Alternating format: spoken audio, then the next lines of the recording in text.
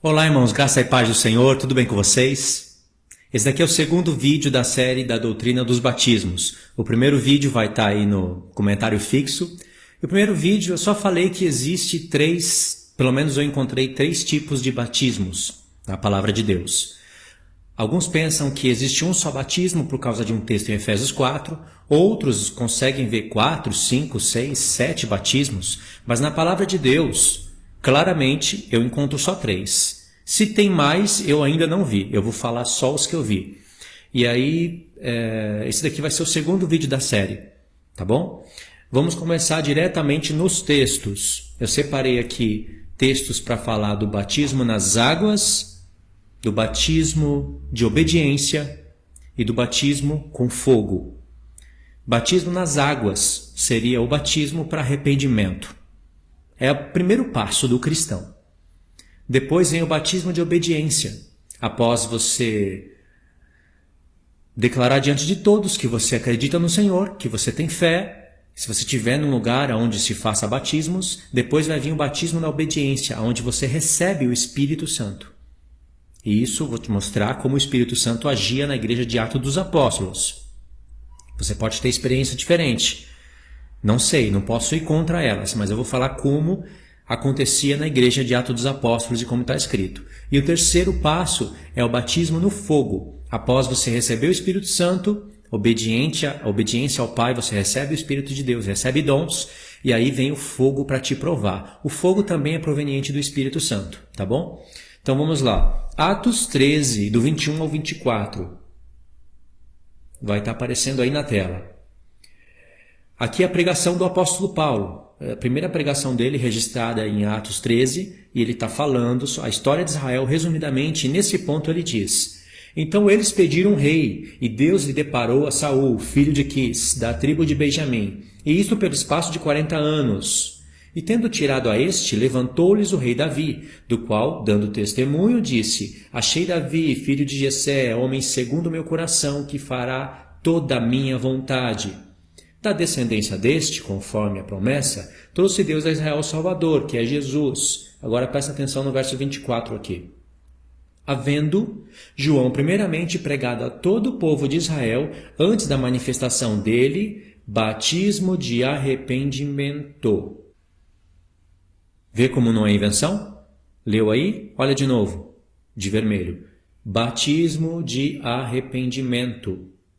Não é invenção, né? Batismo de arrependimento. Certo? Agora tem mais um texto, Atos 19, verso 4. Dá para ir até pelo link aqui. Pelo link eu não encontrei. Vamos lá. Atos 19, verso 4. Disse-lhes Paulo: João realizou batismo de arrependimento, dizendo ao povo que cresce nele, que cresce naquele que vinha depois dele, a saber, Jesus. Ok, esses 2 textos. Aqui mostra que o batismo nas águas é batismo de arrependimento. Certo? Vamos para o segundo, batismo de obediência. Parece invenção isso, né? Mas olha na palavra. Mateus 3, do 10 ao 12. Pregação de João Batista. Já está posto o machado à raiz das árvores. Toda árvore, pois, que não produz bom fruto é cortada e lançada no fogo. Olha aqui, árvore lançada no fogo. Aqui é o fogo, é o lago de fogo. Eu vos batizo com água para arrependimento. Está vendo? Água para arrependimento. Mas aquele que vem depois de mim é mais poderoso do que eu, cujas sandálias não sou digno de levar. Ele vos batizará com Espírito Santo e com fogo. Olha aí. Com o Espírito Santo e com fogo.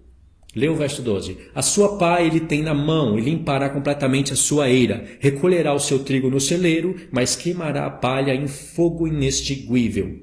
Veja que esse fogo inextinguível, que ele vai queimar o pessoal, a palha, que pelos profetas você vai ver que são falsos profetas, apóstatas, homens que se esquecem de Deus ou que se desviam dos mandamentos que fora dado, tem nos profetas isso. Esses vão ser queimados no lago de fogo. Aqui o fogo, que João disse, é lago de fogo. Agora, aqui no verso 11, quando ele diz: Ele vos batizará com o Espírito Santo e com fogo, aqui é com o Espírito Santo, que é o batismo de obediência, e com fogo, que é o batismo da aprovação.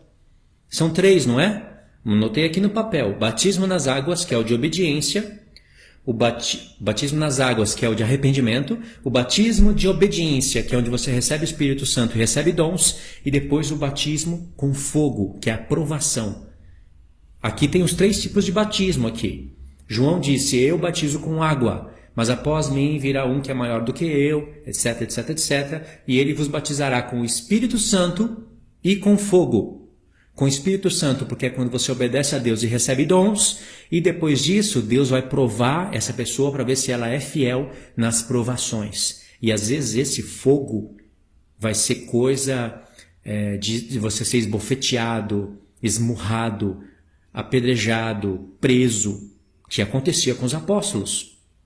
Às vezes a provação vai ser outra, mas vai ser com fogo. Certo? Por exemplo, Pedro fala assim: não estranheis quando um fogo ardente surge no meio de vós com o fim de vos provar. E aí no desenrolar da fala dele, ele vai falar que a fé, quando é aprovada, ela vale mais do que o ouro, ainda que apurado pelo fogo. Pedro comparou a fé com o ouro. O ouro, quando passa pelo fogo, ele subsiste e ele é limpo, apurado e é precioso. A fé é mais preciosa ainda, ou seja, a fé comparada ao ouro, né? E a fé tem que passar pelo fogo para, uma vez aprovada, seja mais preciosa do que o ouro e Deus receba essa pessoa. Entendeu? Então é isso. Atos 5, do 29 ao 32. Diz assim: Então Pedro e os demais apóstolos afirmaram: Antes importa obedecer a Deus do que aos homens. O Deus de nossos pais ressuscitou a Jesus, a quem vós matastes, pendurando-o no madeiro. Deus, porém, com a sua destra, o exaltou a príncipe salvador, a fim de conceder a Israel o arrependimento e a remissão dos pecados. Ora, verso 32. Ora, nós somos testemunhas desses fatos, e bem assim o Espírito Santo, que Deus outorgou aos que lhe obedecem. Aqui, ó. Que Deus outorgou aos que lhe obedecem. Não é invenção. Deus dá o Espírito para aqueles que lhe obedecem. E qual é a obediência a Deus? A obediência é ouvir, por exemplo, o batismo de João Batista, se arrepender, ser batizado nas águas, mas ainda você não recebe o Espírito Santo. Conforme você vai obedecendo a Deus, aí ou Deus manda um apóstolo, ou Deus fala diretamente com a pessoa, e essa pessoa recebe o Espírito de Deus, e ela começa ou a falar em línguas, e aí vai ter que aperfeiçoar os dons, ou ela profetiza, e aí ela ganha uma intimidade muito grande com a palavra. Ela e a palavra acaba tendo uma conexão muito forte. Batismo do Espírito Santo, batismo de obediência. Tem mais um aqui, ó. Atos 18, do 24 ao 26. Diz assim: Nesse meio tempo chegou a Éfeso um judeu, natural de Alexandria, chamado Apolo, homem eloquente e poderoso nas Escrituras. Era ele instruído no caminho do Senhor, e sendo fervoroso de espírito, falava e ensinava com precisão a respeito de Jesus, conhecendo apenas o batismo de João. Ele, pois, começou a falar ousadamente na sinagoga. Ouvindo-o, porém, Priscila e Áquila, tomaram-no consigo e com mais exatidão lhe expuseram o caminho de Deus. Por que com mais exatidão? Porque apesar desse Apolo ser homem fervoroso de espírito, poderoso nas Escrituras, convencendo publicamente que Jesus era o Messias, ele conhecia apenas o batismo nas águas, não conhecia o batismo do Espírito Santo. Então, conhecer o batismo do Espírito Santo, falar em outras línguas ou profetizar. Lembra? Aspas, aquele que profetiza é maior do que aquele que fala em línguas, a não ser que aquele que fala em línguas interprete para a edificação de toda a igreja. Fecha aspas. Está em 1 Coríntios 14. Então, esse é um caminho mais exato de conhecer o Senhor e de edificar a igreja. Entendeu? Isso, Atos 18, do 24 ao 26, não é? Agora, Atos 19, olha aqui, um contexto já imediato. Vamos ler do verso 1 ao 7. Aconteceu que, estando Apolo em Corinto, Paulo, tendo passado pelas regiões mais altas, chegou a Éfeso e, achando ali alguns discípulos, perguntou-lhes: Recebestes, porventura, o Espírito Santo quando crestes? Ao que lhe responderam: Pelo contrário, nem mesmo vimos que existe o Espírito Santo.